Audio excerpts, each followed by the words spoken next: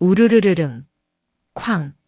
서울 용산구 한남동 거대한 타워 크레인들이 하늘을 찌르는 신축 아파트 단지의 그림자 바로 아래. 시간이 멈춘 듯 홀로 남은 낡은 2층 집이 거대한 굴삭기의 쇠 집게발 앞에서 속절없이 떨었다. 잿빛 먼지가 폐허를 뒤덮은 재개발 구역, 그 마지막 남은 심장이었다. 안 돼. 이놈들아. 여긴 안 돼. 집주인 오정식이 맨몸으로 굴삭기 앞을 가로막았다. 백발이 성성한 노인의 야윈 어깨가 절박하게 떨렸다. 이 집은 내 아버지가 내 목숨과도 같은 곳이란 말이다. 명신개발이라 적힌 붉은 조끼를 입은 용역 깡패 두목, 강병두가 차에서 내렸다. 그는 두꺼운 목에 땀방울이 맺힌 채 씹던 껌을 바닥에 탁 뱉었다. 시끄럽네, 영감님. 마지막 기회 줬잖아. 좋은 말로 할 때 돈 받고 꺼지라니까. 이게 다 얼마짜리 땅인 줄 알아? 돈? 내 놈들 눈엔 이게 돈으로만 보이나? 여긴 내 추억이고 내 아버지와의 약속이야. 날 죽이고 밀어라, 이 악마 같은 놈아. 해. 죽여달라? 그 소원 못 들어줄 것도 없지. 강병두가 비릿한 웃음을 흘리며 턱짓했다. 굴삭기 기사가 레버를 잡았다. 육중한 쇠 집게발이 오정식의 머리 위로 그림자를 들이우며 천천히 그리고 무자비하게 다가왔다. 밀어. 늙은이 하나 다치든 말든 오늘 안에 끝낸다. 안 돼. 오정식이 눈을 질끈 감았다. 쇠 냄새와 먼지 냄새가 죽음처럼 훅 끼쳤다. 기익. 바로 그때였다. 지축을 울리는 굉음과는 이질적인 날카로운 타이어 마찰음이 고막을 찢었다. 흙먼지를 폭풍처럼 뚫고 나타난 검은색 세단 한 대가 굴삭기와 오정식 사이 불과 한 뼘도 안 되는 거리를 두고 가로막았다. 모든 움직임이 멈췄다. 운전석 문이 열리고 긴 다리가 먼저 땅을 짚었다. 군화처럼 보이는 검은색 워커, 흐트러짐 없는 각 잡힌 검은 정장. 그리고 얼음장처럼 차가운 눈. 여자였다. 최서현.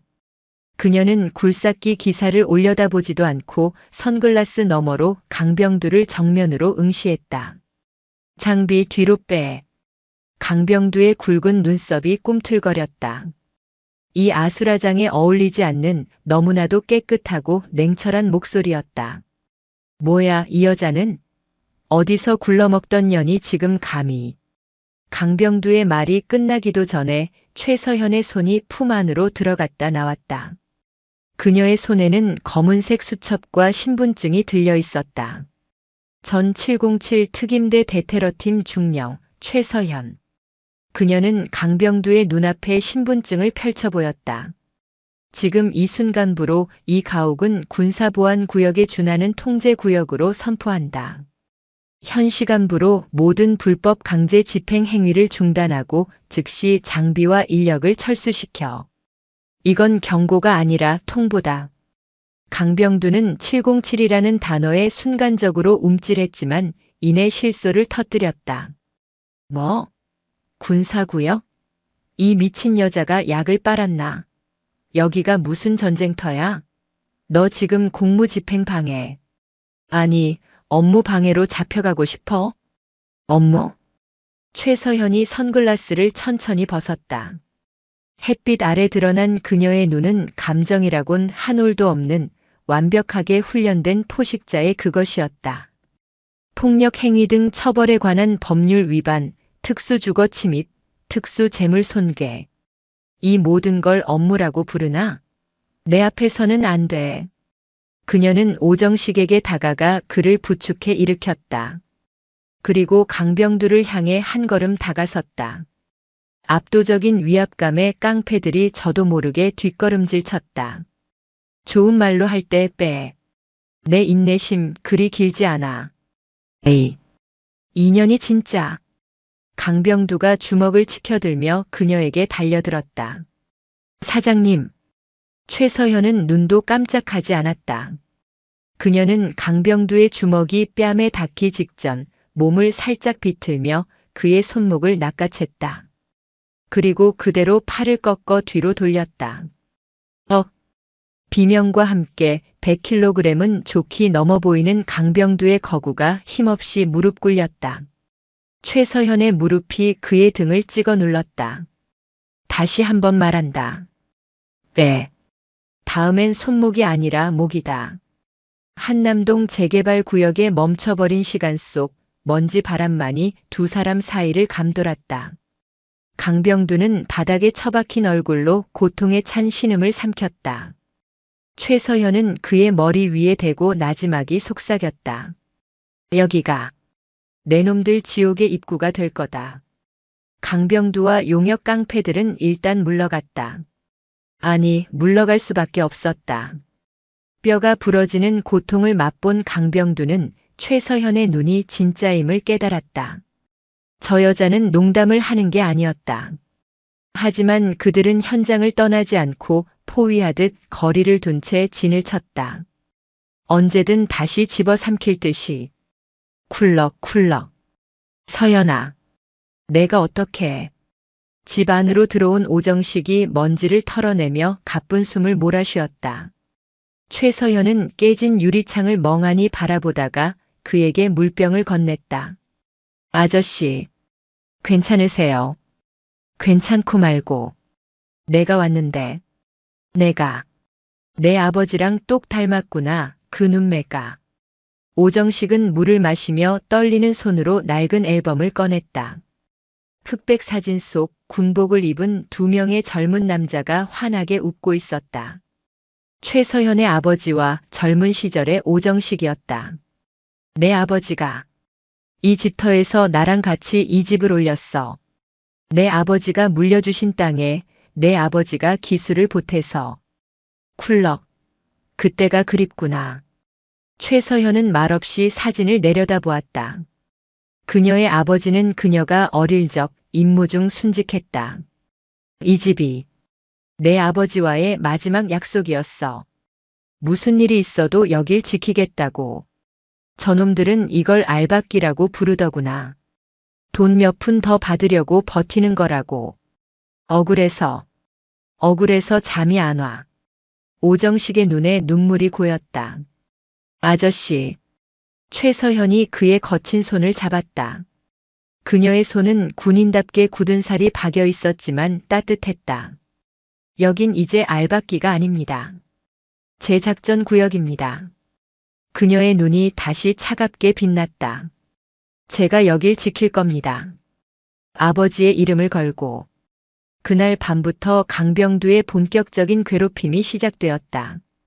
굴삭기는 물러났지만 더 교활한 방식이었다. 쿵, 쿵, 쿵. 밤새도록 집 주변에서 쇠 파이프로 철판을 두드리는 소리가 들려왔다. 잠을 재우지 않으려는 속셈이었다. 깍. 새벽에는 깡패들이 고용한 사람들이 집 주변을 돌며 여자 비명을 지르는 녹음 파일을 틀었다. 오정식은 공포에 질려 심장을 부여잡았다. 괜찮아요. 아저씨. 귀마개 하세요. 최서현은 태어냈다. 그녀는 짐 가방에서 군용 장비들을 꺼내기 시작했다. 고성능 적외선 카메라, 미세한 움직임까지 감지하는 모션 센서, 그리고 강력한 서치라이트였다. 저놈들이 밤에만 움직일 겁니다. 불법 행위는 어둠을 좋아하죠. 그녀는 전문가의 솜씨로 집의 사각지대마다 카메라와 센서를 설치했다. 이건 군대에서 쓰던 거 아니냐? 비슷한 겁니다. 저들이 선을 넘는 순간 모든 게 기록될 겁니다. 다음 날 밤. 어김없이 깡패 2명이 담을 넘으려 시도했다. 붉은색 페인트를 들고 있었다. 삐익! 그들이 담에 발을 올리는 순간 집 전체에 날카로운 경보음이 울려 퍼지고 동시에 눈을 뜰 수 없을 만큼 강력한 서치라이트가 그들을 비췄다. 악! 뭐야? 눈. 움직이지 마. 움직이는 즉시 쏜다. 최서현이 2층 창문에서 그들을 향해 무언가를 겨누고 있었다. 칠흑 같은 어둠 속에서 번쩍이는 그것이 진짜 총인지 아닌지 깡패들은 확인할 길이 없었다. 살려주세요. 그냥 칠만 하려고. 증거는 확보됐다. 지금 당장 꺼져. 그리고 내 사장 강병두에게 전해. 다음엔 실탄이라고. 깡패들은 혼비백산하여 도망쳤다. 오정식은 그제야 안도의 한숨을 내쉬었다. 서연아, 내가 없었으면 난 정말. 아직 시작도 안 했습니다, 아저씨. 최서현은 카메라에 녹화된 영상을 확인하며 말했다.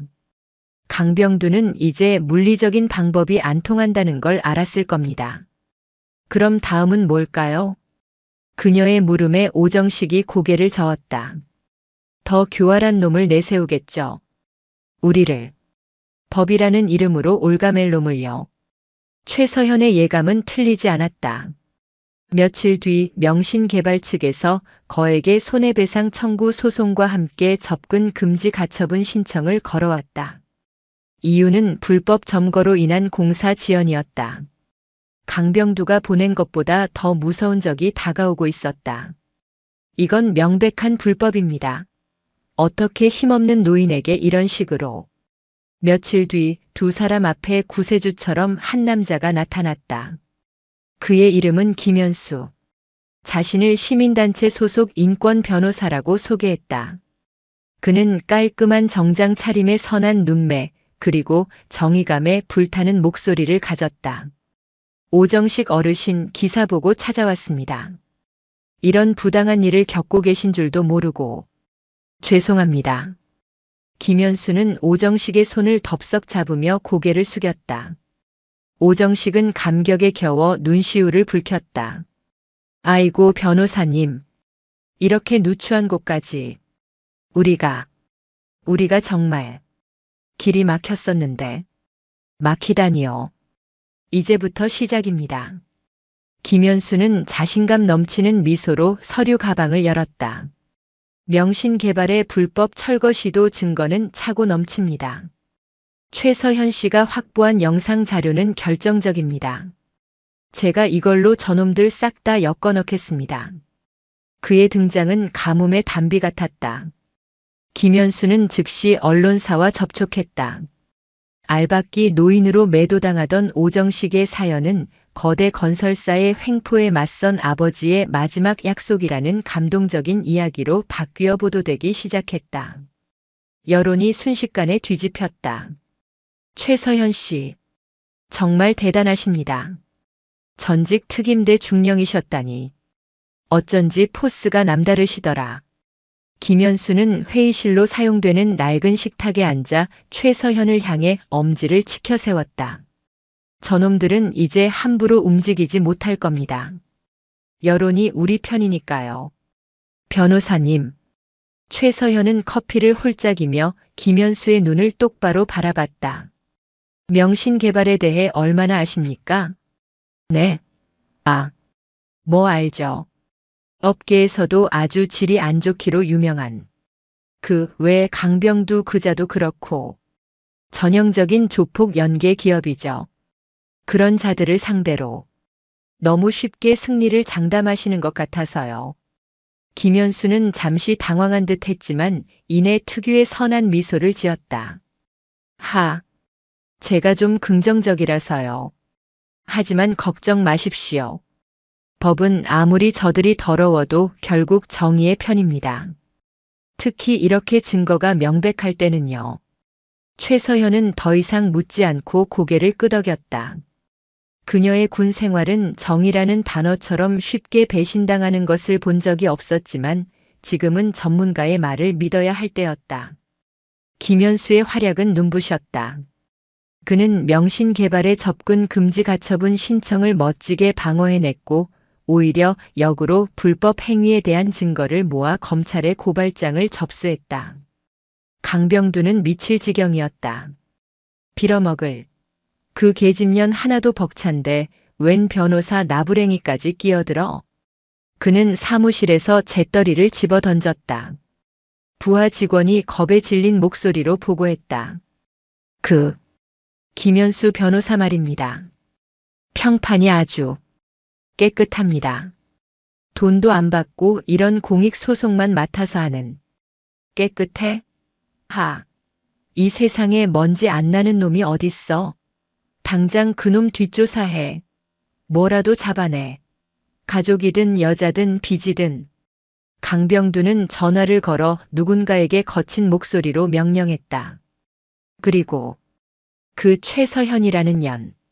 707 출신이라고. 그년도 털어. 군대에 있을 때 뭐 실수한 거 없어? 약점 하나만 찾아내. 하나만. 전쟁은 새로운 국면으로 접어들고 있었다. 보이는 전장에서 보이지 않는 전장으로. 며칠 뒤 김현수가 아주 귀한 정보를 가져왔다며 흥분된 얼굴로 집을 찾아왔다. 찾았습니다. 강병두의 불법 비리 장부. 원본입니다. 그가 내민 것은 두꺼운 장부였다. 명신개발이 재개발을 진행하며 정치권과 관계자들에게 뿌린 검은 돈의 내역이 빼곡히 적혀 있었다. 에이, 이게 어떻게? 오정식이 놀라 물었다. 내부 고발자가 있었습니다. 강병두에게 팽당한 사람이죠. 제가 설득했습니다. 이걸로 강병두는 끝입니다. 김현수가 환호했다. 재판날 이것만 제출하면 우리는 완벽하게 승리합니다. 오정식 어르신, 이제 정말 다 끝났습니다. 오정식은 감격의 눈물을 흘리며 김현수의 손을 잡았다. 고맙습니다. 정말 고맙습니다, 변호사님. 최서현도 장부를 훑어보았다. 완벽했다. 너무나도 완벽한 증거였다. 그런데 왜일까? 최서현은 환하게 웃는 김현수의 얼굴에서 아주 찰나의 순간 스쳐 지나가는 이질감을 느꼈다. 그것은 승리의 기쁨이라기보다는 초조함에 가까운 빛이었다. 변호사님. 네. 최서현 씨. 이 장부. 원본은 변호사님이 보관하시는 게 맞겠죠? 당연하죠. 제 목숨처럼 지키겠습니다. 이건 우리 모두의 목숨줄입니다. 김현수는 장부를 가방 깊숙이 넣으며 활짝 웃었다. 최서현은 그를 배웅하며 굳어지는 자신의 얼굴을 애써 숨겼다. 이 승리가 너무 쉬웠다. 재판 날짜가 잡혔다.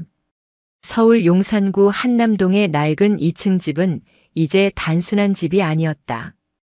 거대 건설사의 횡포에 맞서는 정의의 성체이자 언론의 집중 포화를 받는 거대한 무대가 되었다.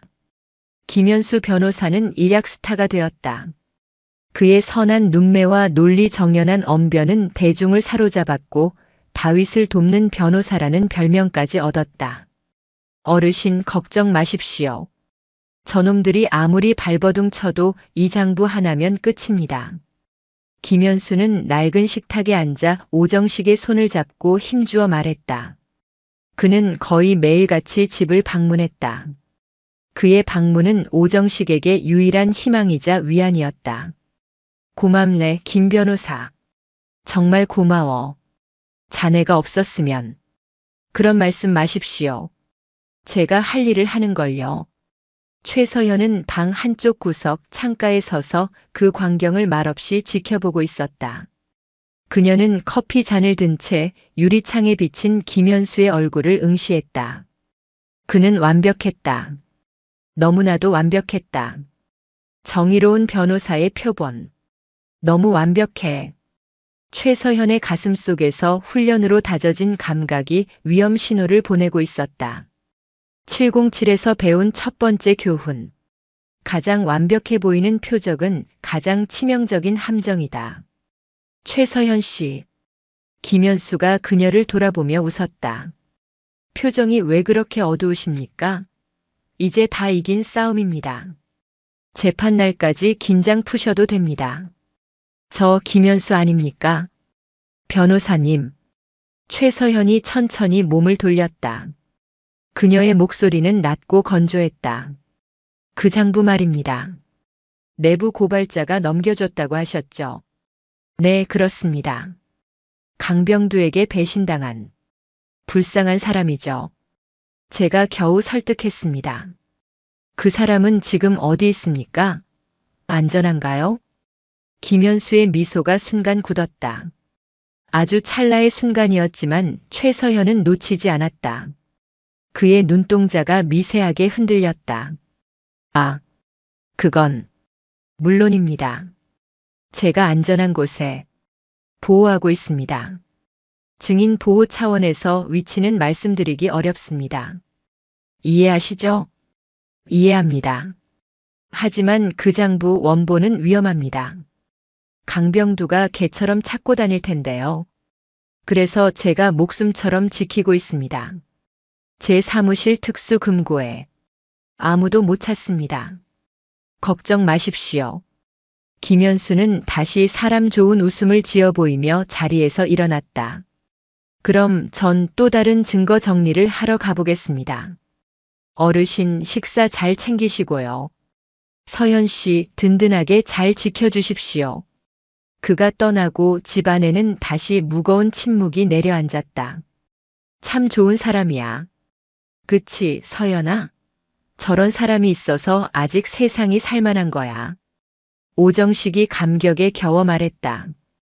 최서현은 대답 대신 입술을 깨물었다.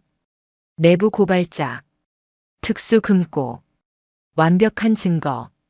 그녀는 곧장 자신의 방으로 들어가 문을 잠갔다. 그리고 군용으로 개조된 특수 통신 장비를 꺼냈다. 위성으로 직접 연결되는 절대 도청이 불가능한 물건이었다. 그녀는 단 하나의 번호를 눌렀다. 나다. 콘도르. 수신음이 몇 번 울리고 잡음 섞인 목소리가 들려왔다. 오랜만이네, 소령. 아니지, 이제 민간인 중령 나으리인가. 휴가는 즐거워? 장난칠 시간 없어, 고스트. 도움이 필요해. 당신 도움이 내 도움이지. 뭔데? 폭탄? 아니면 저격? 사람. 김현수. 시민단체 변호사. 지금 당장 그 인간의 모든 걸 털어. 껍데기 말고 그 밑바닥까지 전부. 그리고 그 인간에게 24시간 감시 붙여. 최고 수준으로. 뭔가 냄새가 나나 보네, 중령. 알았어. 김현수라. 재밌겠는데. 그리고 하나 더. 문서 감식 전문가. 최고로 빠른 놈. 대기시켜. 무슨 문서? 독이 든 성배. 최서현은 통신을 끊었다. 그녀의 심장이 차갑게 뛰기 시작했다. 만약 내 의심이 맞다면. 며칠 뒤 한밤중. 최서현은 오정식이 잠든 것을 확인하고 조용히 집을 빠져나왔다. 그녀가 향한 곳은 한남동의 불 꺼진 뒷골목, 약속된 장소였다. 어둠 속에서 그림자 하나가 나타났다. 고스트였다. 그는 707 시절 그녀의 부대에서 정보 분석과 침투를 담당했던 최고의 요원이었다. 이거 당신이 좋아할 만한 물건이야. 고스트가 작은 저장 장치를 건넸다. 김현수. 표면적으론 깨끗해. 공익소송, 기부활동. 천사더군. 그런데 딱 하나. 하나? 몇 년 전 그놈 앞으로 100억 원대의 도박 빚이 있었어. 사채 시장에서. 최서현의 눈이 번뜩였다. 그런데 그 빚이 하루아침에 사라졌어. 깨끗하게. 누가 갚아줬는지 알아? 추적했지. 5개의 유령 회사를 거쳐서 자금은 스위스 은행을 돌았더군. 그 돈의 출처 최종 목적지. 강병두. 빙고. 명신개발 비자금 계좌에서 나왔어. 김현수는 처음부터 강병두의 개였던 거야. 그것도 아주 영리하고 비싼 개. 최서현은 주먹을 꽉 쥐었다. 손톱이 손바닥을 파고들었다. 분노가 아니라 차가운 살기가 온몸을 감쌌다. 그 내부 고발자라는 놈은 없어. 그런 사람. 강병두가 꾸며낸 유령이지. 그럼 그 장부는 덫이야, 중령. 당신과 오정식을 한 방에 보내버릴 터t. 고스트의 말은 비수처럼 날아와 박혔다. 강병두는 최서현과 여론전에 밀리자 아예 판 자체를 뒤집으려 한 것이다. 김현수를 정의의 사도로 위장시켜 접근시킨 뒤 가짜 장부를 미끼로 던지게 했다. 재판날 김현수는 그 장부가 가짜라고 자백할 거야. 그리고 그 모든 걸 당신이 최서현 중령이 군 출신이라는 점을 이용해 자신을 협박해서 만들었다고 증언하겠지. 증거 조작, 공갈, 협박. 당신은 그걸로 끝장이야. 이제 어떡할 거야? 지금이라도 그놈 목을 따러 갈까? 고스트의 농담에 최서현은 대답하지 않았다. 그녀는 차가운 밤 공기를 깊게 들이마셨다. 그녀의 머릿속에서 수천 개의 작전 계획이 세워지고 부서졌다. 아니, 덫이라면 이용해야지. 뭘 어떡하게. 김현수가 장부를 가지고 있다고 했어. 원본이라고. 강병두는 그걸 우리가 재판에 들고 나오길 기다리고 있겠지. 그걸로 우릴 매장시키려고. 그런데 강병두가 그 가짜 장부를 만들었다면 그걸 만들기 위한 진짜 장부가 어딘가에 반드시 존재한다는 뜻이야. 고스트의 눈이 커졌다. 설마 김현수에게 말할 거야. 장부를 다시 한번 확인하고 싶다고. 재판 전에 최종적으로 검토할 게 있다고. 그놈이 순순히 내줄까? 내줘야지.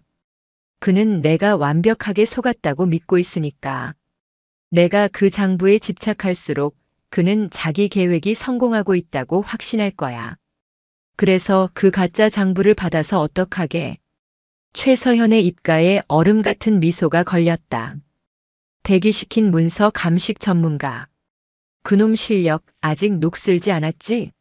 그 가짜 장부의 종이 질, 잉크 성분, 필체. 모든 걸 분석해. 그리고 그 장부와 똑같은 걸 하나 더 만들어. 완벽하게. 가짜의 가짜를 만들자고.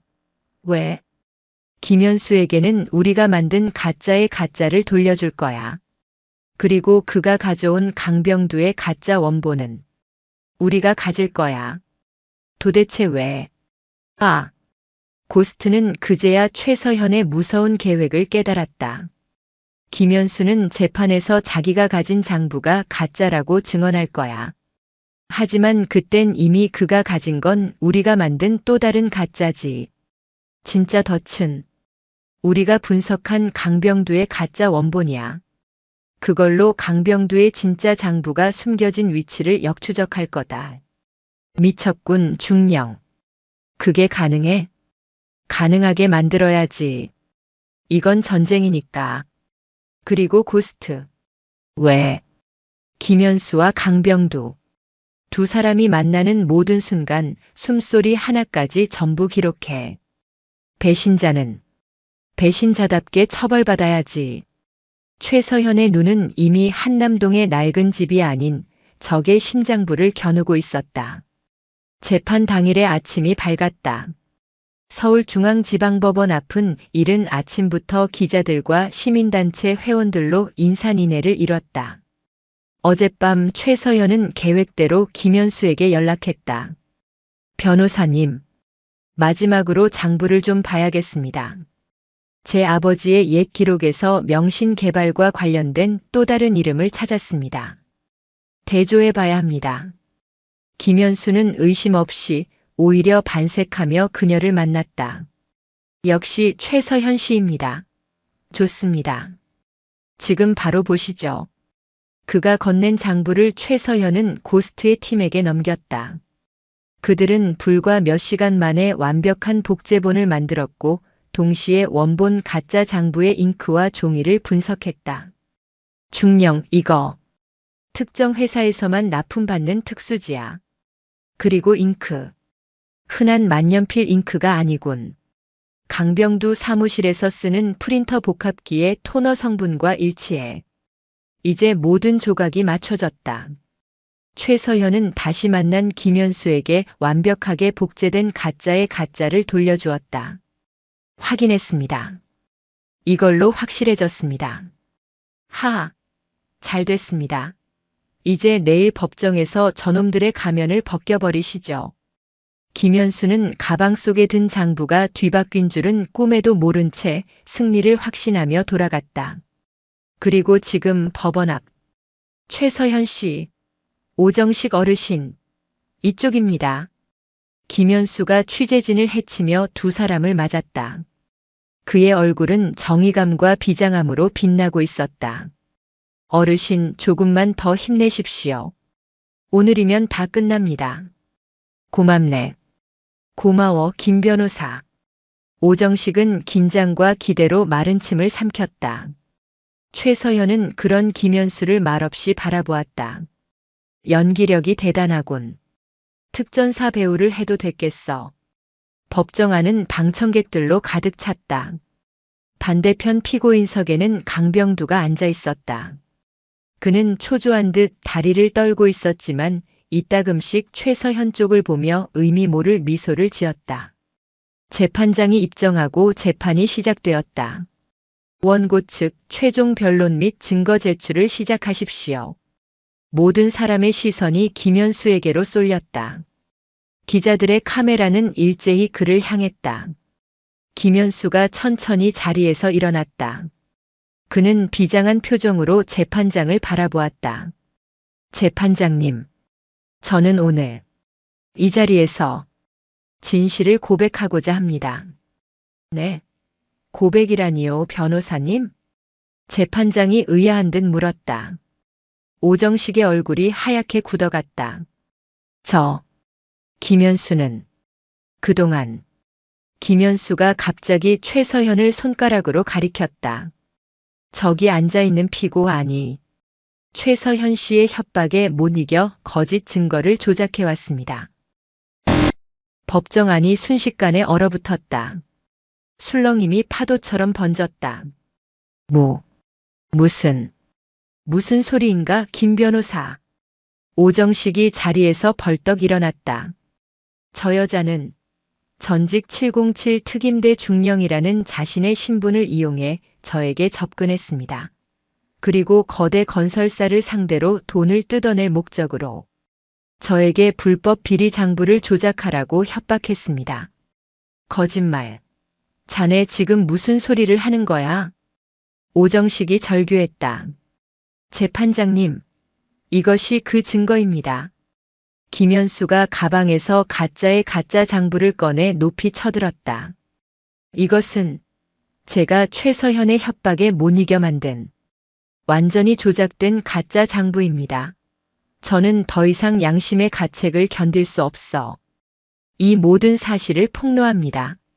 와! 기자석이 터져나갔다. 카메라 플래시가 미친 듯이 터졌다. 조용히 하시오. 재판장의 외침도 묻혔다. 강병두의 변호사가 기다렸다는 듯이 일어섰다. 재판장님, 지금 충격적인 사실이 밝혀졌습니다. 이는 명백한 증거 조작이며 공갈 협박입니다. 저희 의뢰인은 피해자입니다. 당장 재판을 중지하고 원고 측 변호인 김현수를 증인으로 채택, 그리고 최서현을 증거 조작 및 협박 혐의로 긴급 체포해 주실 것을 요청합니다. 김 변호사, 이게 다 무슨... 오정식이 김현수를 향해 다가가려다 가슴을 부여잡고 그대로 쓰러졌다. 아저씨, 최서현이 급하게 그를 부축했다. 어르신, 의무실, 누가 좀... 법정은 아수라장이 되었다. 오정식은 들것에 실려 황급히 밖으로 옮겨졌다. 모든 것이 끝났다. 정의의 사도는 배신자가 되었고 피해자는 가해자가 되었다. 최서현은 쓰러진 오정식이 실려나간 문을 망연자실하게 바라보며 법정 한가운데 홀로 섰다. 강병두가 피고인석에서 일어나 그녀를 보며 박수를 쳤다. 소리 없는 박수. 그의 입모양이 정확하게 읽혔다. 끝.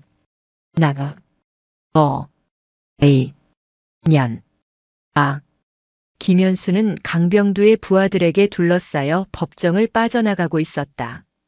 그는 최서현의 곁을 지나치며 승리감에 도취된 목소리로 그녀의 귀에만 들리게 속삭였다. 산에서 총이나 쏠 것이지. 감히 어딜 넘봐. 여긴 서울이야, 중령 나으리. 이게 진짜 전쟁이라고. 최서현은 눈을 감았다. 모든 카메라가 자신을 향해 있었다. 알박기보다 더 끔찍한 증거 조작범, 협박범이라는 낙인이 찍히는 순간이었다. 무너지는 성체 속에서 그녀는 완벽하게 패배했다. 병원 복도는 소독약 냄새로 코가 시큰했다. 오정식은 중환자실로 옮겨졌다. 급성 심근경색. 충격으로 인한 쇼크였다. 최서현은 중환자실 유리창 너머로 각종 기계에 둘러싸여 힘겹게 숨을 내쉬는 노인을 바라보았다. 아버지의 친구. 그녀가 지켜야 했던 사람. 그녀는 지키지 못했다. 꼴 좋네. 차가운 목소리가 등 뒤에서 들려왔다. 강병두였다. 그는 어느새 병원까지 쫓아와 팔짱을 낀 채 비웃음을 흘리고 있었다. 내가 말했지. 좋은 말로 할 때 돈 받고 꺼지라고.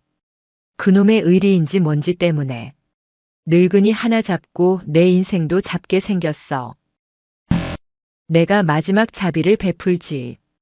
지금 당장 이 나라 떠. 깨끗하게 사라져주면. 김현수가 고백한 거 그걸로 퉁칠게.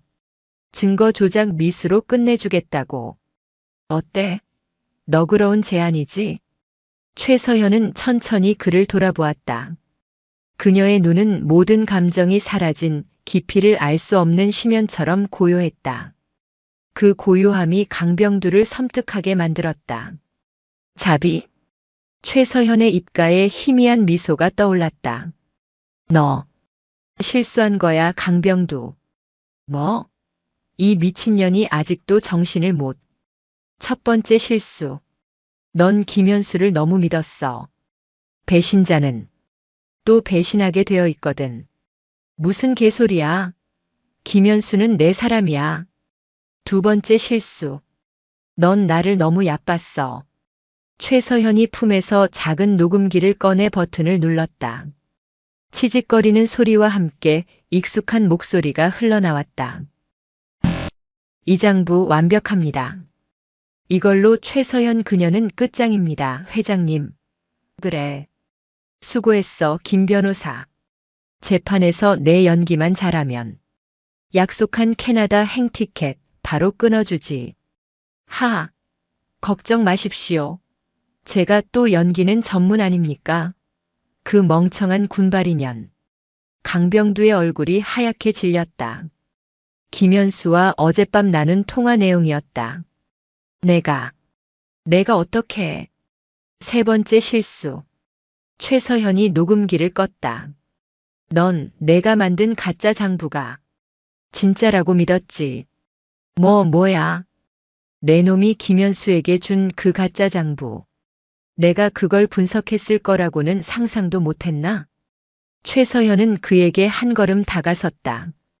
강병두는 저도 모르게 뒷걸음질 쳤다. 그 특수종이, 그 특별한 잉크. 내 놈 사무실 프린터에서 나온 성분까지 똑같더군. 덕분에 아주 쉬웠어. 뭘 했다는 거야? 내가 김현수를 법정에 세워 쇼를 벌이고 있을 그 시간. 최서현의 목소리가 얼음처럼 차가워졌다. 회상 바로 몇 시간 전 법정 소란과 동시 고스트와 그의 팀은 이미 명신개발본사 강병두의 사무실 천장 환풍구에 잠입해 있었다. 중령. 쇼가 시작됐나 보군. 지금이야. 시작해. 고스트의 팀은 강병두의 집무실로 소리 없이 내려왔다. 그들이 향한 곳은 강병두가 가장 아끼는 거대한 수석 뒤의 비밀 금고였다. 놈이 김현수에게 준 가짜 장부의 종이. 그 납품처를 털었어.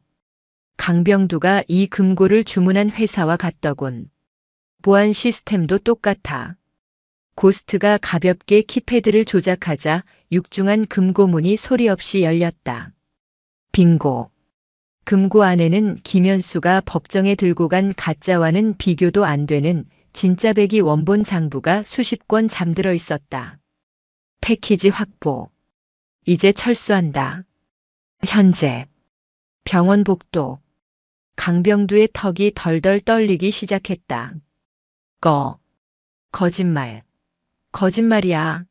내 사무실은 지금쯤이면 내 사무실은 아주 볼만할 거야. 최서현의 휴대폰이 짧게 진동했다. 고스트에게서 온 문자였다. 배달 완료. 독수리가 둥지에 착륙했다. 독수리가 뭐냐고. 넌 알 필요 없어. 최서현이 휴대폰 화면을 강병두의 눈앞에 들이밀었다. 방금 막 뜬 속보 알림이었다. 속보 검찰 특수부 명신개발본사 압수수색. 불법 비자금 장부 원본 확보. 강병두는 다리가 풀린 듯 그 자리에 주저앉았다. 김현수. 그놈이 법정에서 쇼를 한 덕분에 내 놈의 모든 시선이 법원에 쏠려 있었지. 내 본진이 그렇게 허술하게 털릴 줄은 꿈에도 모르고. 김현수. 그 개자식이. 김현수 걱정은 마. 최서현이 다시 녹음기를 틀었다. 이번에는 다른 내용이었다. 형님, 회장님, 저 김현수입니다. 지금 최서현 그년이 다 알고 있었어요. 속았습니다. 시끄러워, 이 배신자 새끼야. 너 때문에 다 망쳤어. 살려주세요. 방금 내 놈 부하들이 김현수를 정리하러 간 모양이더군. 그것까지 완벽하게 녹음됐어.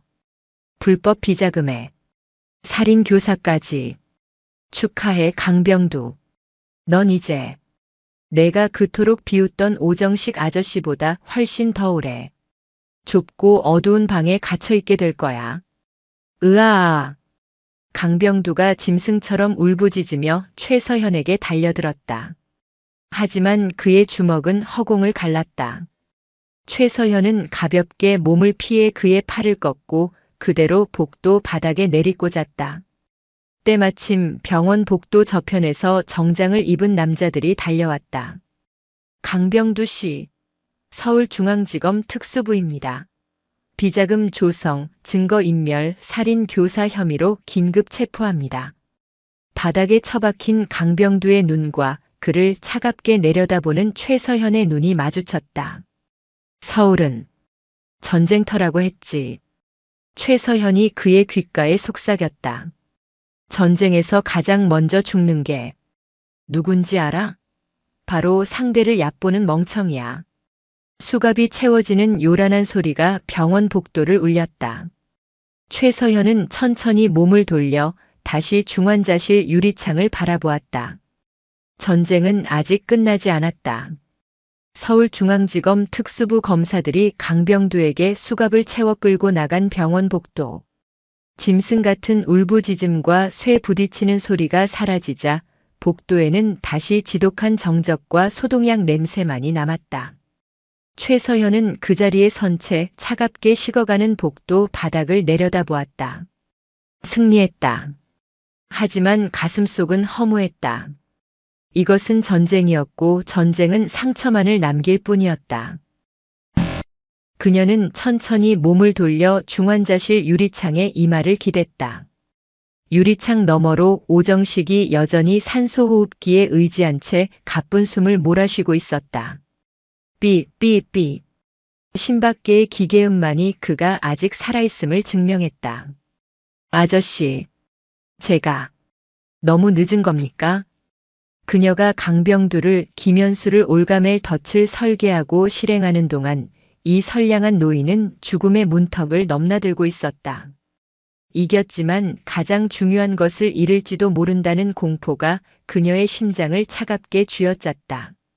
707에서 수많은 생사를 넘나들었지만 지금 이 순간처럼 무력감을 느낀 적은 없었다. 그때였다. 현아. 유리창 너머 오정식의 입술이 미세하게 움직였다. 최서현은 화들짝 놀라 유리창을 두드릴 뻔했다. 마침 회진을 돌던 의사와 간호사가 급히 병실로 들어갔다. 환자분, 정신이 드세요? 오정식님. 의사가 라이트를 비추며 동공을 확인했다. 잠시 뒤 의사가 병실 밖으로 나와 기다리고 있던 최서현에게 말했다. 보호자분, 기적입니다. 고비는 넘기신 것 같습니다. 의식이 돌아왔어요. 최서현은 자리에 주저앉을 뻔한 다리에 힘을 주었다. 감사합니다. 감사합니다. 안정만 취하시면 일반 병실로 곧 옮길 수 있을 겁니다. 정말 대단한 의지십니다. 최서현은 비틀거리며 병원 옥상으로 향했다. 차가운 새벽 공기가 폐부 깊숙이 밀려들었다. 그녀는 그제야 긴장이 풀린 몸을 난간에 기댄 채 동이 트기 시작하는 서울의 하늘을 바라보았다. 눈물이 핑 돌았지만 울지 않았다. 아직 끝나지 않았다. 꼴 사납긴. 전쟁 영웅이 다 죽어가는 표정이네. 어둠 속에서 익숙한 목소리가 들려왔다. 고스트였다. 그는 어느새 그녀의 옆에 서서 담배 대신 막대 사탕을 입에 물고 있었다. 여기까진 어떻게? 병원 보안? 장난하나. 그건 그렇고 중령.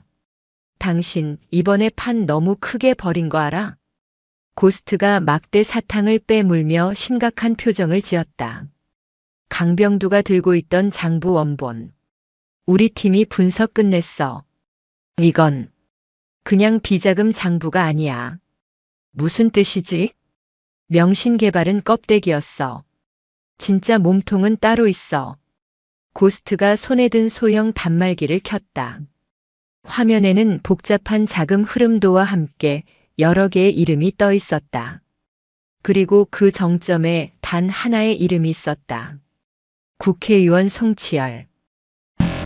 현 여당의 실세. 국토교통위원회 위원장. 이 모든 재개발 사업의 뒤를 봐주고 법을 비틀어버린 놈이야. 강병두는 그저 송치열의 사냥개였을 뿐이야.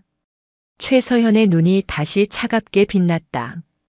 강병두가 구속되자마자 검찰 내부에서도 이 사건을 덮으려는 움직임이 보이기 시작했어.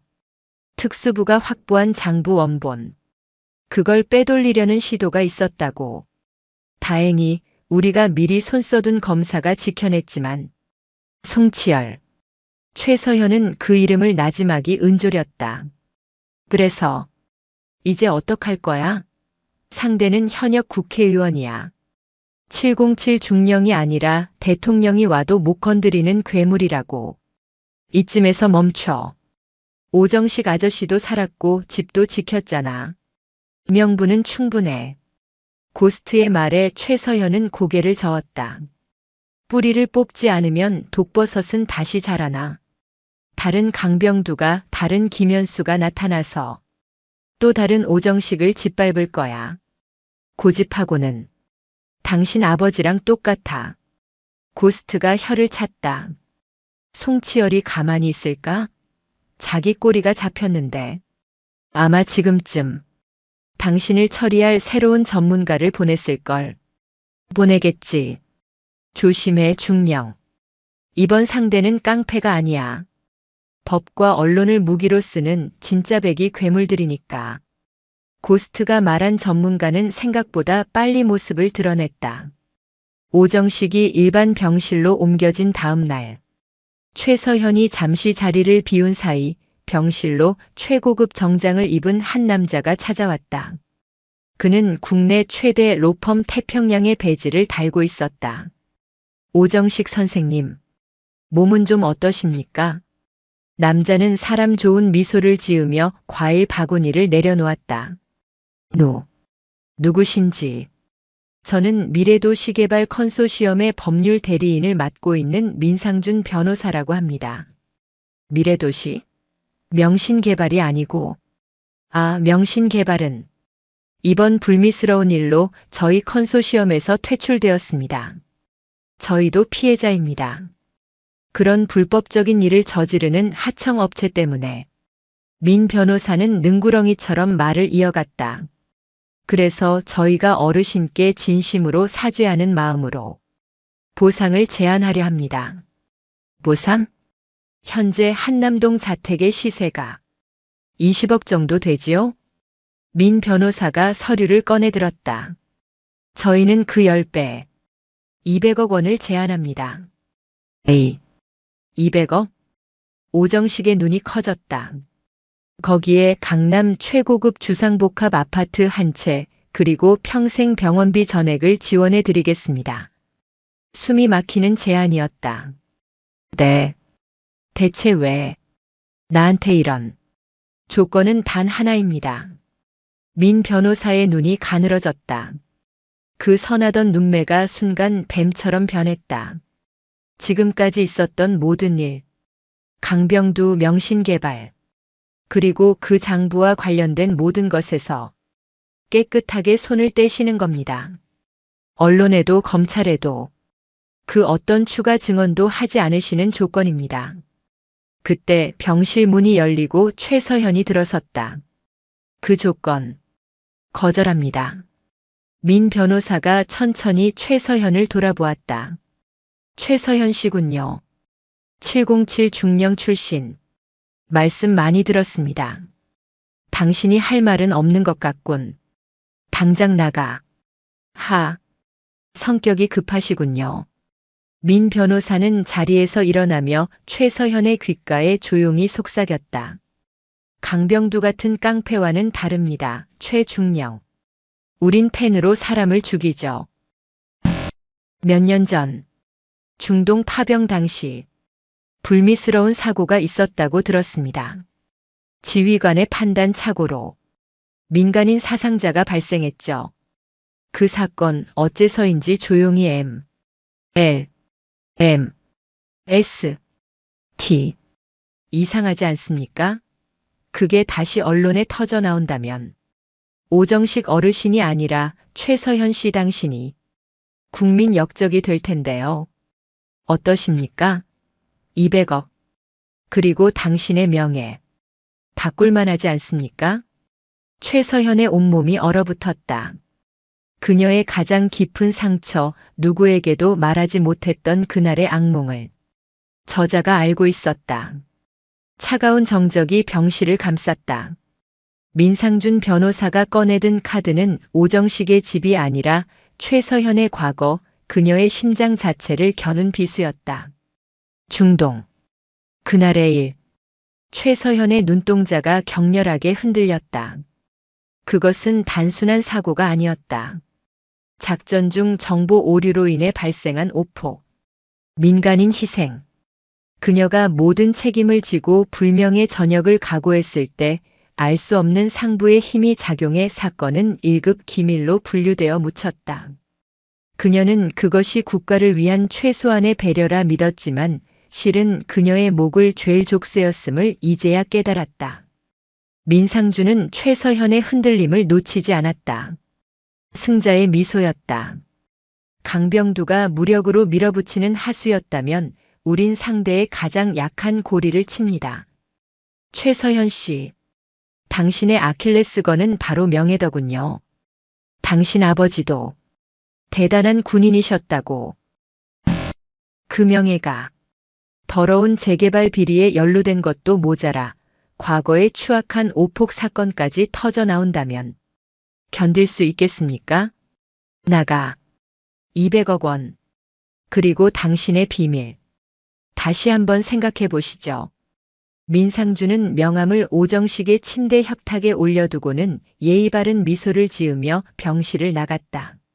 문이 닫히자마자 오정식이 떨리는 목소리로 물었다. 서연아. 방금 그자가 한 말이 다 무슨 소리냐? 내 과거라니. 최서현은 무너지는 다리를 애써 버티며 창밖을 바라보았다. 그녀는 오정식을 돌아보지 못한 채 대답했다. 아무것도 아닙니다, 아저씨. 그냥 쥐새끼가 짖는 소리입니다. 거짓말 마라. 내 표정이 내 아버지가 전장 나가기 전 표정이랑 똑같아. 서연아. 나 때문에 내가 아무것도 아니라고 말씀드렸습니다. 최서현이 자신도 모르게 소리쳤다. 오정식은 더 이상 묻지 못하고 거친 손으로 마른 세수를 했다. 병실 안에는 두 사람의 무거운 침묵과 죄책감만이 떠다녔다. 최서현은 그대로 병실을 뛰쳐나왔다. 비상계단을 미친 듯이 달려내려갔다. 분노와 수치심 그리고 잊고 싶었던 과거의 망령이 그녀를 뒤쫓았다. 어떻게 그 일을 아는 거지? 그건 송치열. 그래, 송치열이야. 국토교통위원회 위원장. 하지만 그전 그는 국방위원회 소속이었다. 모든 군사 기밀을 열람할 수 있는 위치. 송치열이 그녀의 족쇄를 쥐고 있었다. 그녀는 병원 밖 벤치에 주저앉아 거친 숨을 몰아쉬었다. 강병두와의 싸움은 차라리 쉬웠다. 적이 명확했고 규칙이 단순했다. 하지만 이것은 달랐다. 명예와 진실, 과거와 현재를 걸고 싸워야 하는 더럽고 추악한 진흙탕 싸움이었다. 포기할까? 아저씨는 200억을 받고 나는 내 비밀을 지키고. 이게 현명한 걸까? 그때 주머니 속 전화가 울렸다. 고스트였다. 무슨 일이야? 중령.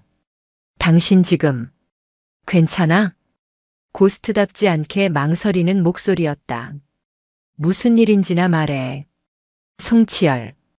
그놈이 움직이기 시작했어. 언론사 몇 군데에 당신 과거에 대한 자료를 흘렸어. 아직 기사화되진 않았지만 시간 문제야.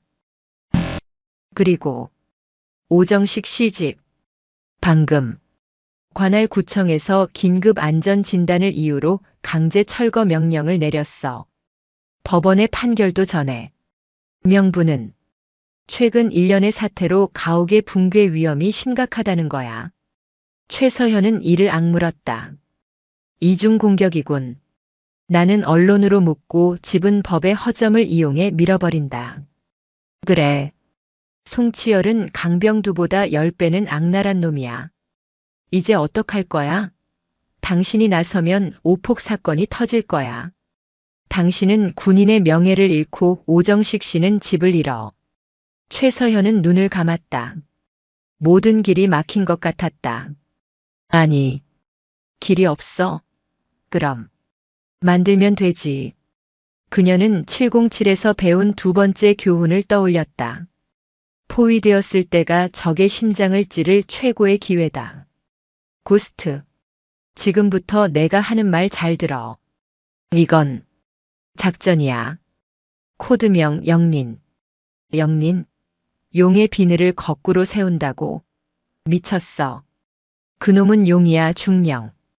용은 자기 비늘을 건드린 놈을 죽이기 위해 모든 걸 드러내지. 그게 우리가 노릴 빈틈이야. 최서현의 목소리는 더 이상 흔들리지 않았다. 분노와 공포를 연료로 삼아 그녀의 머리는 얼음처럼 차갑게 회전하기 시작했다. 첫째, 송치열이 뿌린 내 과거 자료. 막지 마. 오히려 가장 크게 터뜨릴 수 있는 언론사 한 곳에 우리가 가진 추가 자료를 흘려.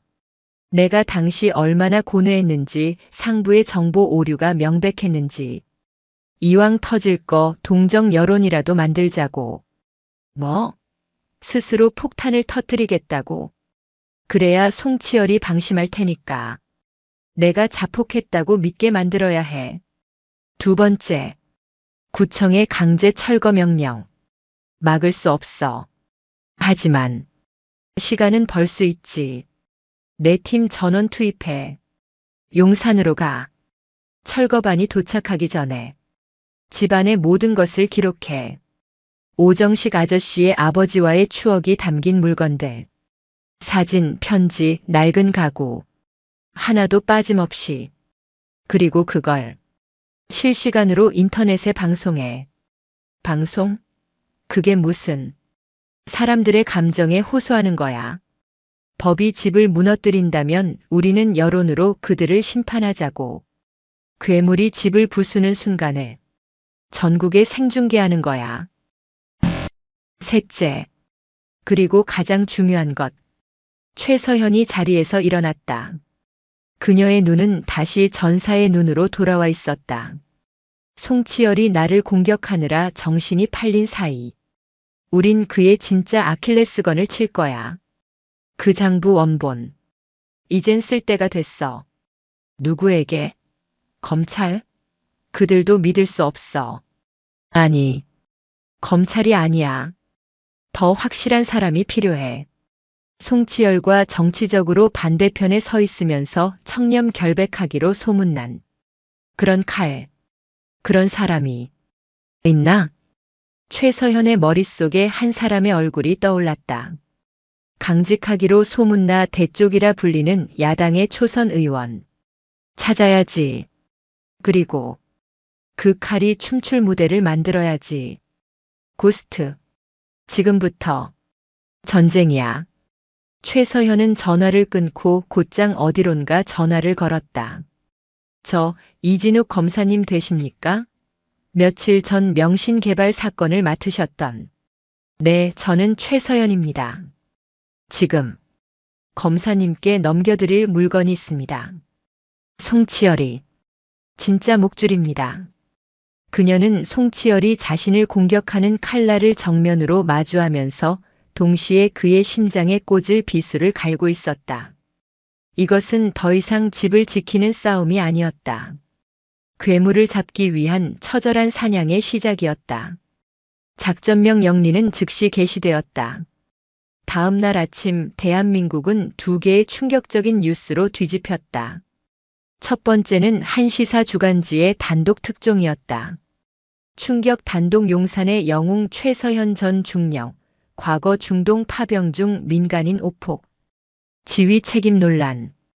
기사는 자극적인 제목과 함께 그녀의 군 복무 시절 사진과 당시에 참혹했던 상황을 상세히 보도했다. 여론은 순식간에 차갑게 돌아섰다. 정의의 사도는 하루아침에 과거를 숨긴 위선자로 매도당했다. 송치열의 계산대로였다.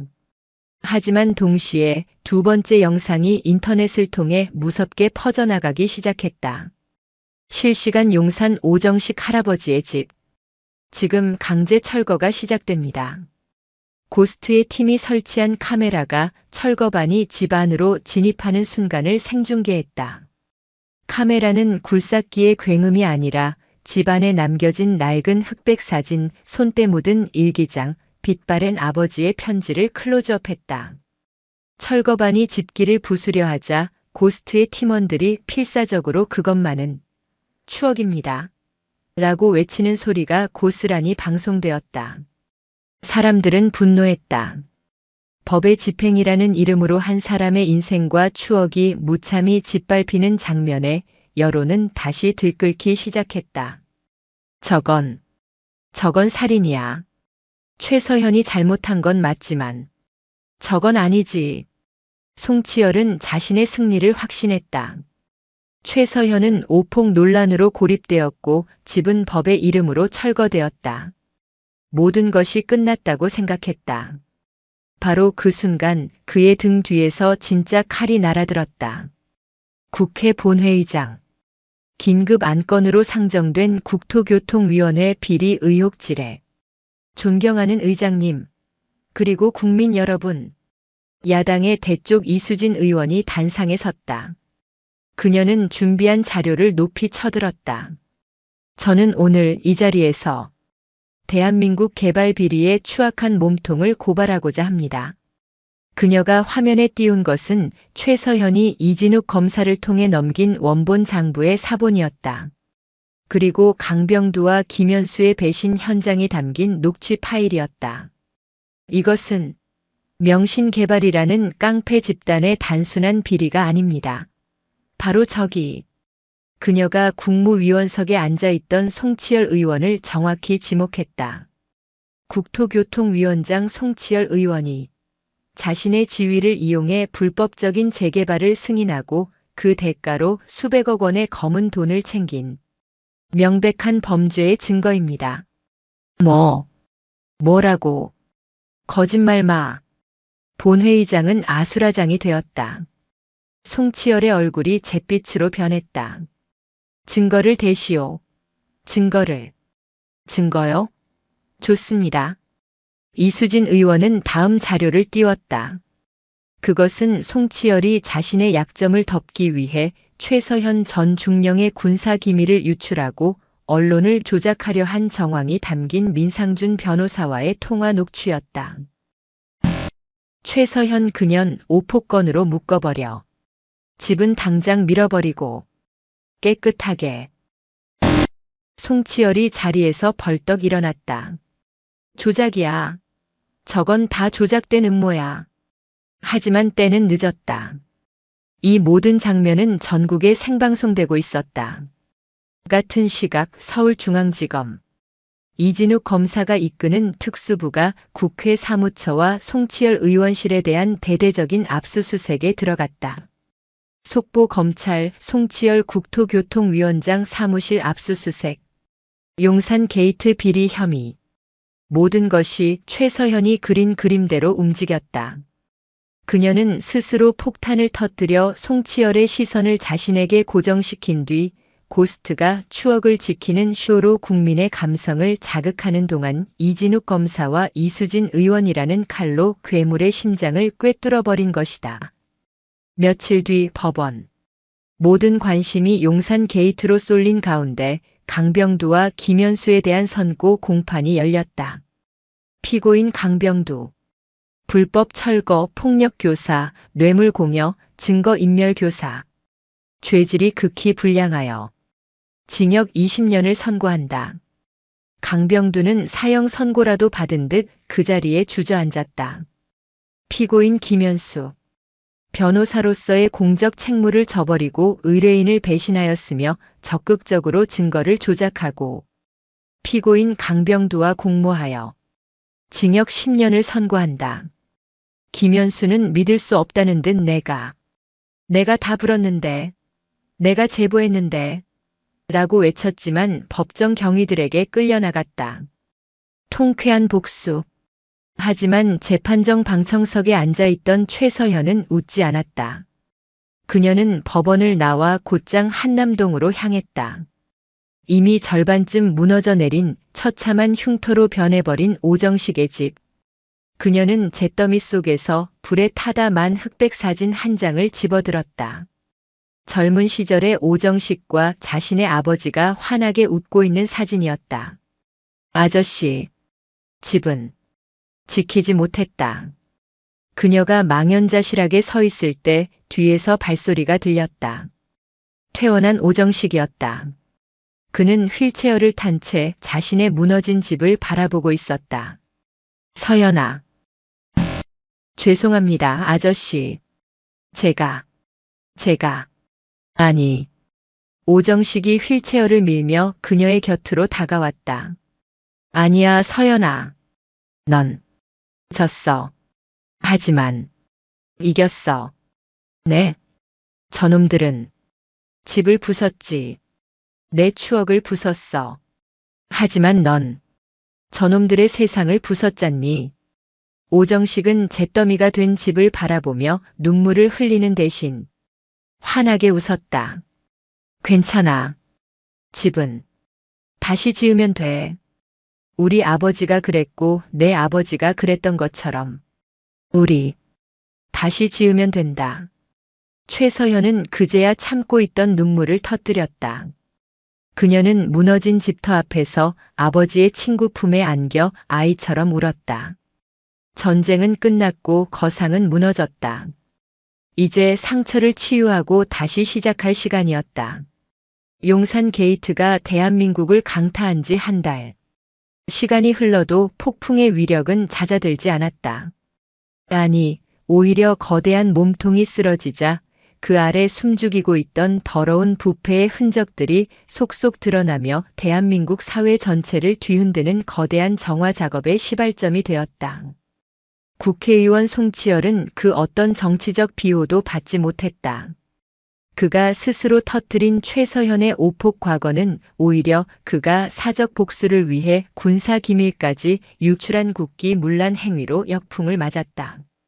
국민적 공분이 하늘을 찔렀고 그는 결국 의원직 사퇴는 물론 모든 혐의가 인정되어 법정 최고형을 구형받았다. 한때 하늘을 찌를 듯 했던 거상은 그렇게 무너졌다. 그의 하수인이었던 태평양의 민상준 변호사 역시 변호사법 위반, 협박, 증거인멸 공모 혐의로 자격이 박탈되고 쇠고랑을 찼다. 펜으로 사람을 죽이려 했던 자는 펜에 의해 몰락했다. 언론은 손바닥 뒤집듯 태도를 바꾸었다. 추악한 위선자로 매도당했던 최서현은 이제 거악을 잡기 위해 자신을 희생한 진정한 영웅으로 재조명되었다. 그녀가 스스로의 치부를 드러내면서까지 송치열을 잡으려 했던 영린 작전의 전말이 알려지자 국민들은 그녀의 용기에 아낌없는 찬사와 응원을 보냈다. 그리고 오늘 그 모든 폭풍의 중심에 있었던 두 사람. 최서현과 오정식이 마주 앉아 있었다. 장소는 한남동의 낡은 집이 아닌 한강이 내려다 보이는 깨끗한 임대 아파트였다. 용산 게이트 피해자 지원을 위해 서울시에서 마련해준 임시 거처였다. 오정식은 이제 휠체어 없이도 천천히 걸을 수 있을 만큼 회복했다. 그의 얼굴에는 그늘 대신 오랜만에 평온한 미소가 자리 잡고 있었다. 허허. 텔레비전에 저런 놈들 낯짝이 안 나오니 밥맛이 다 좋네. 오정식이 갓 지은 쌀밥을 한술 뜨며 말했다. 텔레비전에서는 용산 게이트 후속 보도 대신 다가오는 봄을 알리는 꽃 소식이 나오고 있었다. 아저씨, 오늘 중요한 분들이 오시기로 했습니다. 최서현이 밥그릇을 정리하며 말했다. 그때 초인종이 울렸다. 문을 열고 들어선 것은 뜻밖의 인물들이었다. 대쪽 이수진 의원과 용산 게이트 특검팀을 이끌었던 이진욱 검사였다. 아이고, 이게 웬일이십니까? 검사님, 의원님.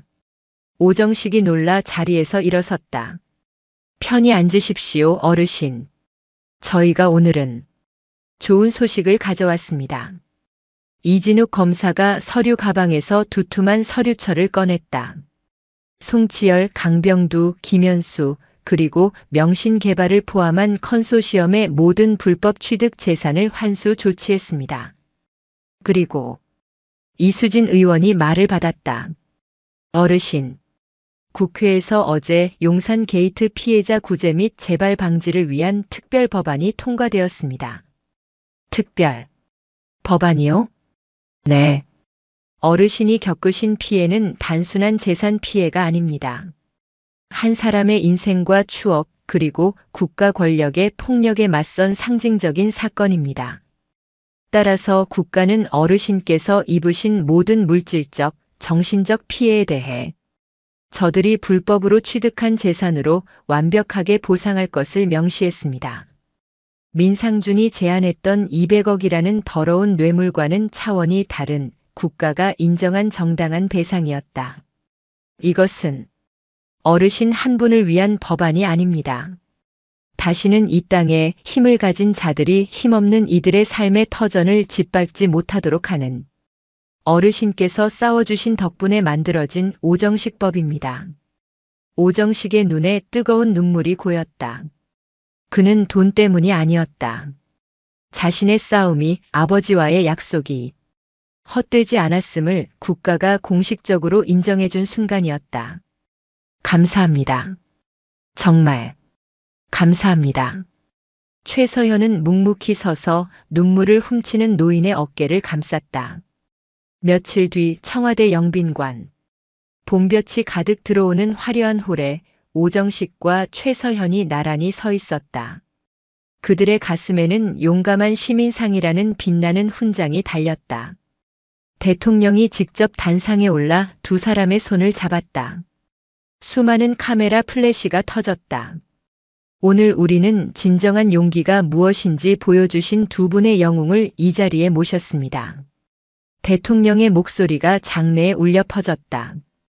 오정식 선생님, 당신께서는 돈과 권력의 거대한 위협 앞에서도 아버지와의 약속이라는 소중한 가치를 지켜내셨습니다. 당신의 굽히지 않는 의지는 이 시대가 잃어버린 정의가 무엇인지 우리 모두에게 일깨워 주었습니다. 카메라가 감격에 겨워 고개를 숙인 오정식을 비췄다. 그리고 최서현 전 중령. 대통령이 최서현을 바라보았다.